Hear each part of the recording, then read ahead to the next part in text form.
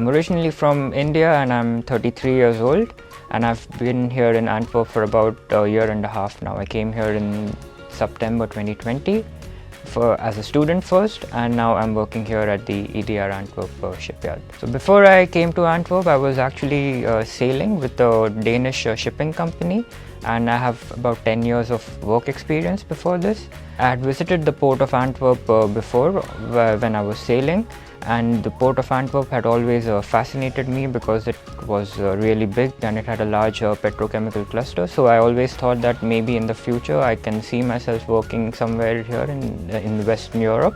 And it had always been a passion of mine to pursue my studies further to enhance my knowledge. So I started applying in different places in Western Europe, and luckily I got admitted into University of Antwerp first. I received a scholarship from the University of Antwerp as well, which covered 75% of my tuition fee, and it also gave me a decent living allowance for my rent and for my food and everything. So once I got that, it was really a no-brainer for me. The program that I studied was an advanced master's in maritime and air transport management.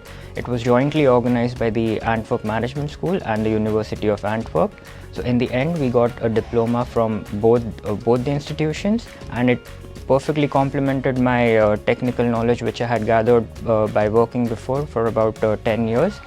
I've been working here at the EDR Antwerp shipyard for about 7 months now, and it's been a really smooth process. Like all my colleagues here have really helped me settle in. Although there hasn't been a social life as such because of the pandemic, but my friends in the university and also like the family I stay with and my colleagues over here, we try to meet around whenever we can, and we try to go out for the usual Belgian things that you do, have a beer and have some frietjes as you call it. So there was never like a culture shock or a work culture shock for me here, because I've traveled to Europe and other places before as well, and I knew what to expect in terms of the people, the lifestyle and the food and the cost of living and etc.